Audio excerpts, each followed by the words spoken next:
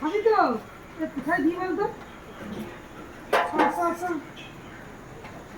এটার জন্য সন্ধ্যেবেলায় প্রথম আগে মাংস রুটি দিয়েছি, আবার মাখিয়েছি মাংস সিদ্ধ ছিল আর কষা মাংস আর রুটি। ওরা তো রাত্রে ভাত খায় না, ওই জন্য ওদের জন্য রুটি মাখিয়ে দিচ্ছি। কদিন ভাত দিয়ে দেখিয়েছি, ভাত বিরিয়ানি অতটা খেতে চায় না, কিন্তু ওরা মাংস খুব প্রিয়। তো ওদের জন্য আমি এই মাংস সিদ্ধ ছিল আর কষা মাংস রুটি মাখিয়ে নিয়ে এসেছি, ওরা খুব পছন্দ করে না। চলেন এইদিকে মালিক করবো ক্যামেরা করবে ছাতালে যায় না। চল চল চল চল চল চল।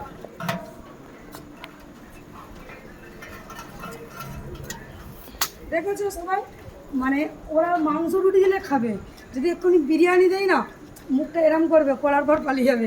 সবাই খেতে লেগেছে। আর মাংস দিলে ওদের বলতে হবে না, প্রচণ্ড মাংস খায়।